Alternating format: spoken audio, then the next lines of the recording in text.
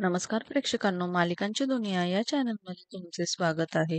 लग्नानंतर होईलच प्रेम या मालिकेमध्ये आपण बघणार आहोत की इकडे मात्र आता मानिनी सांगते त्याप्रमाणे आता काव्या गृहप्रवेश करते आणि तिच्या डोळ्यांमध्ये पाणीच असतं तरी सुद्धा आता तिला मानिनीने समजावलेलं असतं, त्यामुळे ती तसंच करते. तेव्हा लगेचच आता मानिनी जीवाला आवाज देते, तुम्ही दोघं पुढे या असं म्हणते. इकडे मात्र आता हा शब्द ऐकून पार्थ आणि काव्याला प्रचंड धक्का बसतो. तुम्ही दोघं असं का म्हणते आहे म्हणून ते दोघं जण लगेचच मागे वळून बघतात, तर आता त्यांच्या समोर जीवा आणि नंदिनी हे दोघं जण लग्नाच्या कपड्यांमध्ये असतात आणि हे बघून आता दोघांनाही प्रचंड धक्का बसतो. आणि इकडे मात्र ते दोघं एकमेकांकडे बघतच राहतात. आणि ताई कसं काय जीवाबरोबर असा ती विचार करू लागते आणि पार सुद्धा नंदिनी आणि जीवा कसं काय हा विचार करू लागते. आणि आता सगळेच आता एकमेकांकडे बघू लागतात. इकडे नंदिनीच्याही डोळ्यात पाणी असतं. आता मात्र काव्याचा तोल जातो आणि तिथला लॅम्प खाली पडतो, तेव्हा नंदिनीला फार टेन्शन येतं. परंतु ती आता तिला सावरायला जाऊ शकत नाही. दुसरीकडे आता ती जीवाकडे सुद्धा बघू लागते, परंतु जीवा मात्र तिच्याकडे अजिबात लक्ष देत नाही. इकडे काव्य आणि वसुंधराच्या चेहऱ्यावर आनंद असतो, सोबतच मंजूला पण खूपच आनंद होत असतो. आणि आता घरातल्या सगळ्यांना फारच वाईट वाटत असतं. इतक्यात पार्थ म्हणतो, नंदिनी आणि जीवा सोबत कसे काय? तर लगेचच मानिनी सांगते, नंदिनी आणि जीवाचं लग्न झालेलं आहे. आणि हे ऐकून पुन्हा एकदा काव्याला फारच मोठा धक्का बसतो. दुसरीकडे आता हे सगळं काय चाललं आहे हेच कळत नाही, म्हणून आता पुन्हा ते दोघे जण त्यांच्यापर्यंत येतात आणि कसं काय म्हणून असं दरवाजाजवळ उभं राहतात. आणि आता दोघेही जण तिच्या मंगळसूत्राकडे बघतात. इकडे काव्या जीवाकडे बघू लागते. दुसरीकडे मात्र आता नंदिनीच्या मंगळसूत्राकडे सुद्धा आता काव्या बघू लागते. इकडे आता नंदिनीच्या डोळ्यात पाणी असतं आणि ती पार्थकडे बघू लागते. दुसरीकडे मात्र पार्थ म्हणतो, काय आहे हे? काय चाललं आहे? आणि कसं काय घडलं हे? तेव्हा आता विक्रम म्हणतो, पार्थ अरे, तू जेव्हा काव्याला घेऊन गेला ना हॉस्पिटलमध्ये, तेव्हा सगळं हे घडलं असं तू सांगू लागतो. सगळे लोक नंदिनीला खूप काही काही बोलत होते आणि तिचा अपमान करत होते. तिला फार वाईट बोलत होते. आता घडलेला सगळा प्रकार तो सांगू लागतो. तिचं चारित्र्य वगैरे, तिचे संस्कार सगळ्यावर आज तिला बोलत होते, तिचा खूप अपमान करत होते, सगळ्या गोष्टींवर बोट दाखवत होते, असं मात्र सगळेजण बोलू लागतात. आणि तेव्हा आता पुन्हा तिच्या डोळ्यात पाणी येतं. आणि सगळा हा प्रसंग त्या गावामध्ये ते लोक तुला तर माहितीच आहे ना कसे होते. सगळं आठवलं तरी अंगावर काटा येतो रे, इतकं भयानक तिथं वातावरण झालं होतं, असं मात्र आता तो समजावून सांगत असतो. तर पुन्हा आता त्याच गोष्टी त्यांना आठवतात आणि तेच तेच बोलू लागतात आणि सगळा घडलेला प्रकार सांगतात. इकडे मात्र आता नंदिनी म्हणते, जर मी लग्नाला नकार दिला तर तुम्हाला जमणार आहे का? पण तुम्ही मला सांगा कसं होईल? तर तेवढ्यात आता लगेचच जीवानी लग्नाला होकार दिला हे सुद्धा घडलेला प्रकार ते सांगू लागतात. आणि त्यानंतर मात्र आता मानिनी म्हणते, ते जे सगळं घडलं ना तिथं, ते कुणालाच बघवत नव्हतं, इतकं भयानक घडलं होतं तिथं, असं मात्र ती बोलू लागते. आणि आता लगेचच मानिनी म्हणते, अशा वेळेला मनाचा मोठेपणा दाखवून जीवाचा जीवानी तयार झाला आहे स्वतःला आणि त्याने लग्न करायला तयार झाला. आणि तेव्हा मात्र आता काव्य त्याच्याकडे पुन्हा आश्चर्याने बघते. इकडे मात्र विक्रम म्हणतो, हो बरोबर आहे. लगेचच पार्थ म्हणतो, पण म्हणजे जीवा आणि नंदिनी कसं काय असं ते पुन्हा प्रश्न विचारतात. तर आता मानिनी म्हणते, पार्थ हे बघ, आजवर आम्ही तुझा समजूतदारपणा बघितलाय, पण आज आम्ही जीवाचा मोठेपणाही बघितलाय आणि तो खूपच वेगळा होता. आणि असं म्हणून आता ते जीवाचं कौतुक करू लागतात. इकडे मात्र पार्थ तरीही त्याच्याकडे फारच आश्चर्याने बघतो आणि त्याला ही गोष्ट मान्य नसते. परंतु मानिनी म्हणते की पण आम्हाला दोघांनाही त्याचा फारच अभिमान आहे, असं मात्र आता ती सांगू लागते. दुसरीकडे मात्र आता नंदिनी काहीच बोलत नाही, कारण तिच्या डोळ्यात पाणी असतं. विक्रम म्हणतो, आणि आपण कोणी सुचवण्यापेक्षा नंदिनीने याच्याबरोबर लग्न करावं किंवा ह्याने नंदिनी बरोबर लग्न करावं हे त्याला स्वतःला वाटलं आहे. ही फार मोठी गोष्ट नाही का? त्यांनी स्वतः पुढाकार घेतला आणि सगळं स्वतः केलेलं आहे. आम्ही त्याला काहीच म्हटलेलं नाही. खरंच कौतुकाची गोष्ट आहे आपल्या जीवाने हे सगळं केलं ते. तर तेव्हा मात्र आता काव्या कोसळते आणि ती दरवाजावरच डोकं आपटून घेते आणि मनात म्हणते, जीवा का लग्न केलंस तू? कशासाठी केलं तू? मी आणि पार्थने लग्न केलं ते मोडून मला तुझ्याशी लग्न करता आलं असतं ना, पण आता कसं शक्य आहे? तू हे जे काही केलं आहे ना, त्यामुळे सगळंच कठीण होऊन बसलेलं आहे आता, असं ती रडत असते. आणि आता माझे परतीचे रस्ते तू सगळे स्वतःच्याच हाताने बंद केले, असं का केलंस रे तू? असं ती मनातल्या मनात बोलत असते. दुसरीकडे आता काव्य जोरजोरात रडू लागते आणि जीवा आणि तिथले सगळेजण आता तिच्याकडे बघू लागतात की हिला काय झालं? ही का एवढं अचानक रडते आहे? तेव्हा लगेचच वसुंधरा येते आणि तिच्या खांद्यावर हात ठेवते आणि इतक्यात मात्र आता ती वसुंधराचा हात जोरातच झटकते आणि हे बघून मात्र आता सगळ्यांनाच आश्चर्य वाटतं. त्यानंतर मात्र आता तिचा राग इतका प्रचंड असतो, की नंदिनीला पण आता काय बोलावं ते कळत नसतं. तिची वागणूक सगळ्यांनाच आश्चर्यदायक असते. तर लगेचच वसुंधरा म्हणते, "तू का रडते अगं? उलट तुला आनंद व्हायला पाहिजे ना. एवढ्या मोठ्या सगळ्या संकटामधनं तुझ्या बहिणीला लग्न झालं, तिला नवरा भेटला, या गोष्टीचा तर तुला आनंद व्हायला पाहिजे ना, असं मात्र आता तिला म्हणत असते आणि तिला दुखावत असते. परंतु आता तिच्या मनाची काय घालमेल असते, हे फक्त तिलाच माहिती असतं. त्यामुळे ती ही गोष्ट कोणाला सांगूही शकत नाही आणि त्यावर काही बोलूही शकत नाही.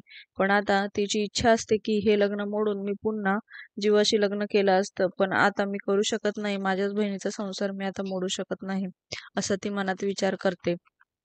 आणि आता एकाच घरात तुम्ही राहणार आहे असं वसुंधरा म्हणते, बरोबर की नाही? आणि आता हे ऐकून तर मात्र त्या दोघींना अजूनच टेन्शन येतं, की कसं काय राहणार आहे किंवा कसं आम्ही पुढचं मॅनेज करणार आहे. तर लगेचच आता पुढे वसुंधरा म्हणते, सावित्रीबाई म्हणाल्या होत्या ना, की सोयरी किती होईल? झाली बघ आणि नंदिनीची सुद्धा झाली बघ आणि असं म्हणून आता तिला सांगू लागतात आणि तेव्हा मात्र पुन्हा सगळ्यांना सावित्रीबाईंच्या गोष्टी आठवू लागतात आणि सगळेजण त्याच विचारत असतात. ज्यांना एकत्र यायचं ते येतच असतात. हे शब्द सुद्धा सावित्रीबाईंचे आठवतात आणि काव्याला पण आशीर्वाद दिलेला सगळं आठवत असतं, की आता तू एकटी आहे, शेवटी जोडीने पाया पडायचे आहे बघ तुला इथून जाताना. हे मात्र सुद्धा सगळं त्यांना आठवू लागतं. एकूण एक शब्द सावित्रीबाईंचा त्यांना आठवतो आणि त्यांना प्रचंड धक्का बसत असतो, की खरंच त्यांनी सांगितलेले शब्द अखेर खरे ठरले आणि आता ते फक्त एकमेकांकडे बघतच राहतात. इकडे आता रम्या आणि वसुंधराच्या चेहऱ्यावर आनंद असतो. लगेचच मानिनी म्हणते, "वसुताई प्लीज आता जे होऊन गेलंय ना त्यावर सारखं बोलू नका आणि त्रास होऊ नका आणि इथून पुढे जे होणार आहे ना त्याच्यावर विचार करूया आपण आणि त्यावर लक्ष देऊया. कशाला मागच्या गोष्टी काढायच्या?" तर विक्रम पण म्हणतो, "हो बरोबर आहे मानिनीचं." आणि असं म्हणून आता ते वसुंधराला शांत बसवतात. दुसरीकडे मानिनी पुन्हा श्रेयाला आवाज देते, "अजून एक मापाचं भांड घेऊन ये जा बाळा," असं सांगते. इकडे मात्र आता लगेचच मंजू तिचे उलटे पाय बघते आणि लगेचच ओरडते, "अरे देवा!" आणि सगळेजण आता तिच्याकडे घाबरून बघता, हिला काय झालं एवढं जोरात ओरडायला? तर लगेचच आता विक्रम ओरडतो, "काय झालं ओरडायला?" तर लगेचच आता मानिनीला सांगते, की "दादा वहिनी हे बघा ना, लक्ष्मीची उलटी पावलं." म्हणजे काव्य रिटर्न गेलेली असते ना नंदिनीकडे, तिचे पावलं पुन्हा ते रिटर्न दिसतात. त्यामुळे आता लगेचच ते पावलं दाखवतात आणि आता सगळेजण अजूनच त्यांना घाबरून देतात. इकडे आता जीवा काव्याकडे रागाने बघत असतो. तर तेव्हा आता मानिनी म्हणते, की जरा थांबा." तर लगेच मंजू म्हणते, "लक्ष्मीची पावलं देवाऱ्या घरात पोचण्याऐवजी उलट्या पावलाने पुन्हा रिटर्न फिरले आहे बघा." तर लगेचच आता "वसुताई, आता काही अनर्थ होणार का गं?"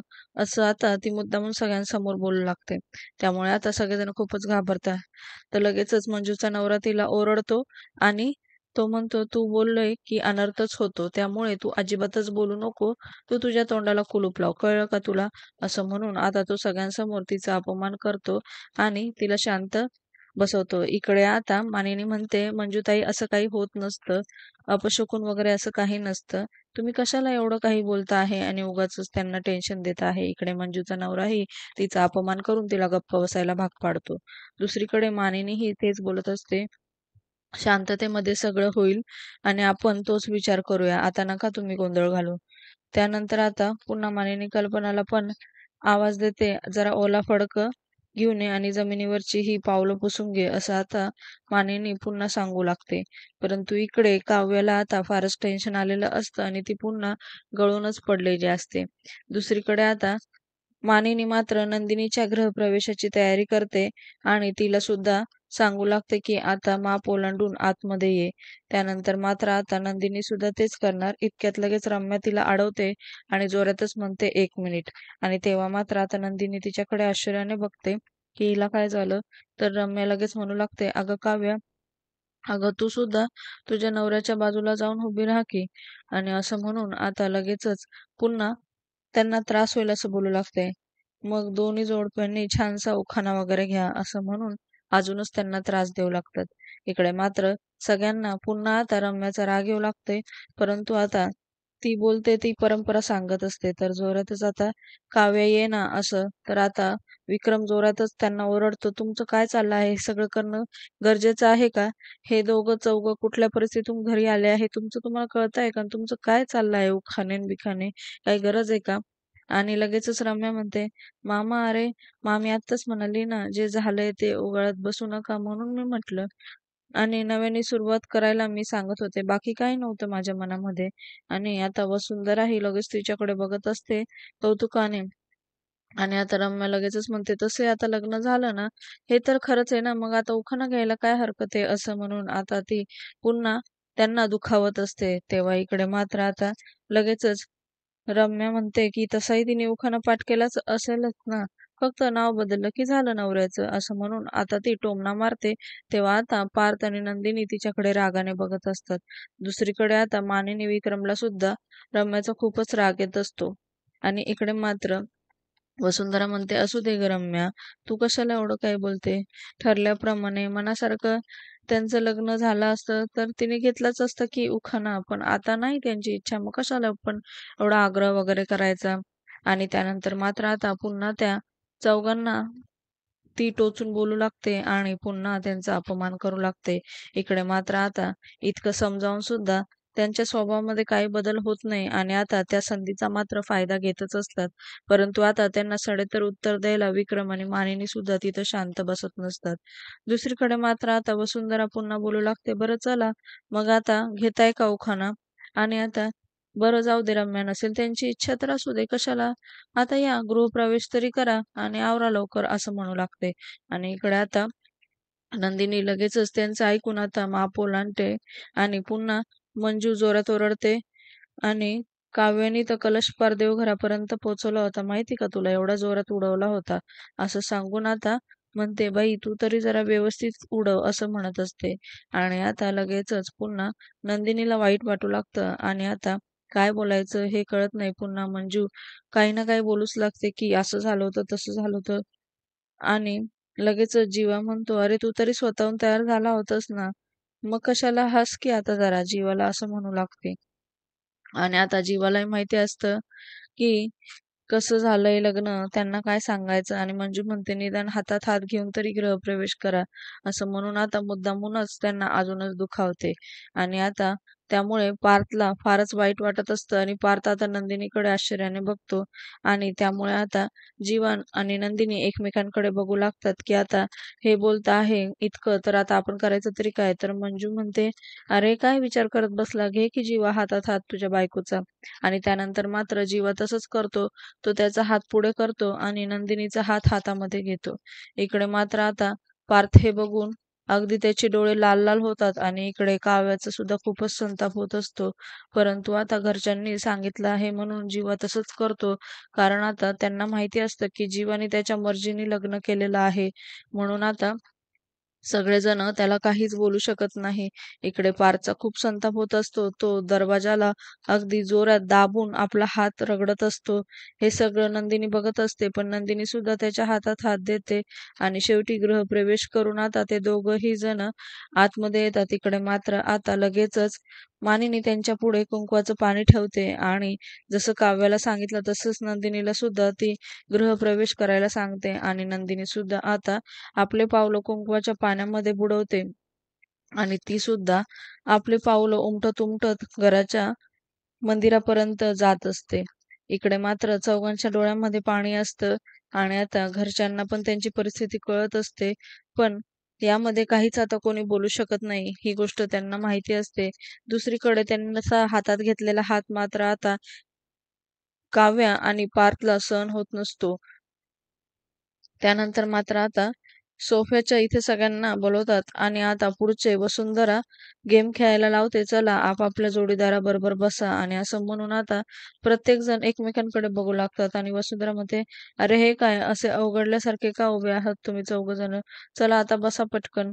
आणि असं म्हणून पुन्हा सांगतात.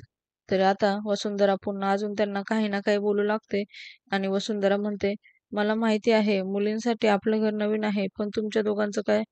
तुम्ही दोघं याच घरात राहता की नाही? मग?" आणि तेव्हा मात्र आता त्या दोघी जणी पुन्हा त्यांच्या नवऱ्यांकडे बघू लागतात आणि रम्याच्या आणि वसुंधराच्या चेहऱ्यावर खूपच आनंद असतो आणि मानिनीला मात्र तिच्या मनातील सगळं कळत असतं. तर लगेचच आता वसुंधरा म्हणते, "चला लवकर लवकर बसा." आणि त्यानंतर मात्र आता ते दोघं जण बसायला लागतात. तर आता लगेचच वसुंधरा म्हणते, की "बस आपापल्या नवऱ्यांबरोबर बसा." आणि दोघी बहिणी त्या चौघांना जबरदस्तीने खाली बसवतात. आणि मानिनी म्हणते, की "कल्पना जा सगळ्यांसाठी चहा कॉफी आण." आणि गोडाधोडाचं पण जरा कर वसुंधरा तिला सांगू लागते. तर आता मात्र चौघही जण एकमेकांकडे बघत असतात, की खरंच किती छान दिसताय ह्या चौघ्या जोड्या. अगदी ल लक्ष्मीनारायणचं रूप दिसत आहे असं मात्र ते म्हणू लागते आणि आता चौघजण एकमेकांकडे पुन्हा बघू लागतात आणि त्यांना फारच वाईट वाटत असतं. आणि त्यानंतर मात्र आता पार्थला नंदिनी सोबत झालेला साखरपुडा आठवतो आणि सगळ्या त्या गोष्टी त्याला आठवू लागतात. त्यानंतर लग्नामध्ये नंदिनीने विचारलेला जाबही त्याला आठवतो. प्रत्येकाला आपापल्या आठवणी आठवत असतात आणि त्यानंतर आता त्यांनी लग्न करून आल्यावर त्यांना बसलेला धक्का हे सुद्धा त्यांना आठवत असतं आणि त्यांना खूपच वाईट वाटत असतं. इकडे काव्याला सुद्धा जीवाबरोबर झालेलं लग्नातलं भांडण आठवत असतं आणि इकडे जीवा मात्र तिच्याकडे खूपच रागाने बघत असतो. त्यानंतर आता वसुंधरा म्हणते, "काय रे, कसला एवढा विचार करता तुम्ही चौघजण? काही कळतच नाही मला, आल्यापासूनच ते विचार करता." तर लगेचच आता मंजू म्हणते, "बापरे! आयुष्यभर लक्षात राहील ना असा सोहळा झाला आहे तिथे." आणि आता पुन्हा लगेच मानिनी त्यांच्याकडे रागाने बघते. तर मंजू म्हणते, "एका अर्थी बरंच झालं बघ वसुताई. एकाऐवजी 2-2 सुना आल्या की नाही आपल्या घरात बघ बरं." असं म्हणून आता सांगू लागते. तर आता पुन्हा त्या दोघी एकमेकींकडे बघतात. आता युगलाही तिचा राग येतो आणि श्रेयालाही तिच्या आईचं म्हणणं पटत नसतं. पण आता ती मोठ्यांचा काही अपमान करू शकत नाही. म्हणून जोरातच तिचा नवरा मंजू म्हणून ओरडतो. तर आता मंजू म्हणते, "थांबा हो तुम्ही." तर लगेचच आता पुढे मंजू म्हणते, "या सगळ्या गोंधळामध्ये आपल्या लग्नातले खेळ खेळायचेच राहून गेले ना, तांदळात नाव वगैरे कोरणं." तर लगेचच आता मानिनी म्हणते, "वेळ काय आहे, परिस्थिती काय आहे, तुम्हाला कसं हे खेळ वगैरे सुचतात?"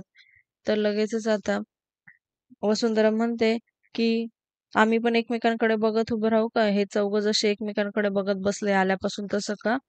तर लगेचच वसुंधरा म्हणतात, की "परंपरा झाल्या म्हटल्या, की लग्नानंतरचे खेळ सुद्धा खेळलेच गेले पाहिजे." आणि लगेचच आता कल्पनाला आवाज देऊन ती खेळ खेळायला सांगते. इकडे मात्र पाच रागाने उठत असतो. परंतु वसुंधरा त्याला पुन्हा बसवते आणि विक्रमही जोरात ओरडतो, "अगं जाऊ दे त्याला, तुझं काय चाललं आहे? वैताग आला आहे एकतर. किती त्रासातून आले आहे ते पोरं. त्यांची अवस्था तरी बघ जरा. काय चाललं आहे तुमचं? जाऊ दे त्याला." असं म्हणून जोरात ओरडते. सगळी मुलं दमलेली आहे. किती नंदिनी त्रासातून आले आणि काव्य हॉस्पिटलमध्ये होते असं म्हटल्यावर आता जीवाला ही गोष्ट माहितीच नसते. त्यामुळे जीवा तिच्याकडे आश्चर्याने बघतो आणि इकडे मात्र आता काव्य फारच रडू लागते. "आता फार पाणायला नको. जाऊ दे, त्यांच्या त्यांच्या रूममध्ये जाऊ दे." तर तेव्हा पुन्हा वसुंधरा म्हणते, "अरे विक्रम, शास्त्राप्रमाणे झालं की नाही सगळं, म्हणून मी म्हणते आहे. मग लग्नानंतरचे खेळ सुद्धा व्हायला पाहिजे ना." तर लगेचच आता काव्य जोरात ओरडते आणि लग्न शास्त्राप्रमाणे झालं की कसं झालंय हे सगळ्यांना माहिती आहे. त्याचा त्रास आम्हाला किती होतोय दिसत नाही का तुम्हाला? आणि तुम्हाला काय खेळायचं पडलं आहे असं म्हणून ती वसुंधराचा अपमान करते. तेव्हा नंदिनी तिला शांत करण्याचा प्रयत्न करते. तर लगेचच आता काव्या तिचाही हात झटकते. "कशाला आमच्या जखमेवर मीठ चोळत आहे?" असं मात्र वसुंधराला बोलते. तर लगेचच वसुंधराला म्हणते, "एवढी हौस आहे ना तुम्हाला खेळ खेळायचे, तर तुमच्या मुलीला बसवा इथं खेळ खेळायला." असं म्हणून आता सगळ्यांसमोर मात्र ती वसुंधराचा अपमान करते. तर काव्या पूर्ण उत्तर देते, की "मला खेळायचे नाहीये कुठले खेळ आणि मला जबरदस्ती तर अजिबातच करायची नाही." असं आता ती सगळ्यांसमोर सांगते. आणि इकडे मात्र आता वसुंधरा लगेचच म्हणते, "अगं बाई, ही कसं बोलते ही? किती बोलते ही मुलगी? बघितलं का मानेनी तू हे सगळं? तर आता तुझी थोरली सून कशी बोलते आहे बघ जरा बघ." नाही, बाकी काय बोलणार आपण, मोठ्यांशी कसं बोलायचं, वागायचं हे काही तिच्या आई-वडिलांनी तिला शिकवलेलं दिसत नाहीये. आणि आता असं म्हटल्यावर दोघीही बहिणी वसुंधराकडे रागाने बघू लागतात आणि त्यानंतर आता पार्थ आणि जीवा काहीच बोलत नाही. दुसरीकडे मात्र आता रम्या तिला शांत करते. अगं आई, काय करते तू? काव्य आत्ताच आली नाही या घरामध्ये. तू आल्या आल्या तिला डोस द्यायला लागली तर कसं होणार? आणि मुद्दामून त्या दोघी एकमेकींकडे बघतात. रम्या, जाऊ दे आणि कशाला लक्ष द्यायचं. आणि रम्या लगेच म्हणते, काव्या जाऊ दे, तू आईच्या बोलण्याकडे उगाच लक्ष देऊन त्रास करून घेऊ नको. तुला नाही ना खेळायचे खेळ तर नको खेळू. तर आपल्या घरातली मुलं आहे ना, आपण त्यांना सांगू खेळायला, असं म्हणून आता पुन्हा लगेचच त्यांचं मन दुखवते. इकडे आता पुन्हा त्या खेळावरनं वाद सुरूच असतो आणि त्यानंतर मात्र आता या दोघी बहिणींना काय बोलायचं हेच कळत नाही. वसुंधरा आणि मंजूने आता पूर्ण घर डोक्यावर घेतलेलं असतं. सगळ्यांना त्या सतत त्रास देऊ लागतात आणि वाटेल तसं बोलू लागतात. इकडे मात्र आता काव्याचा खूप संताप झालेला असतो आणि आता काव्या इतकं रागामध्ये का आहे हे मात्र नंदिनीच्या सुद्धा लक्षात येत नाही. त्यामुळे या गोष्टीचा विचार मात्र ती करू लागते. येणाऱ्या भागांमध्ये आपण बघणार आहोत की आता मात्र काव्याचा प्रचंड संताप झालेला असतो. पार्थ जोरात ओरडतो, बस झालं, जेवढं झालं तेवढं खूप झालं. आणि आता वसुंधराचा तो हात झटकतो. मंजू लगेचच काव्याला कान भरत असते, तू हे लग्न एक्सेप्ट कर. मी हे लग्न मानत नाही. तुम्ही माझ्या मागे बुणबुण करू नका. तर लगेच रम्या म्हणते, तुम्ही लगेचच मंडपामध्ये पाय ठेवला आणि काव्याच्या गळ्यात मंगळसूत्र घातलं आणि आता पार्थ आणि नंदिनीला ती भडकावत असते की तुम्ही एकमेकांचे पार्टनर होण्याच्या लायकीचीच नाहीये. आणि ती नंदिनी खूप मूर्ख मुलगी आहे. इकडे नंदिनी ही खूप रडू लागते आणि आता वेळ ही सगळी खूपच त्यांच्या हाताबाहेर गेलेली असते. रम्या मात्र नंदिनी आणि पार्थचे कान भरत असते की एकमेकांसाठी ते अजिबातच थांबलेले नाही. पार्थ पण तुझ्यासाठी थांबला नाही बघ. तू बाहेर पडली आणि त्याने लगेच दुसऱ्याच्या गळ्यात माळ घातली आणि पार्थला पण तेच सांगते बघ की तिलाही काहीच वाटलं नाही. तिने लगेच जीवाशी लग्न केलं. आणि दुसरीकडे मंजू ही काव्याचेही कान भरतच असते. बघ, तू हे लग्न एक्सेप्ट कर म्हणजे सगळं नीट होईल. तेव्हा आता काव्या मात्र खूप चिडते आणि सडेतोड उत्तर देत असते. मालिकेच्या अशाच नवनवीन भागांसाठी आपल्या चॅनलला नक्की लाईक करा, शेअर करा, सबस्क्राईब करा.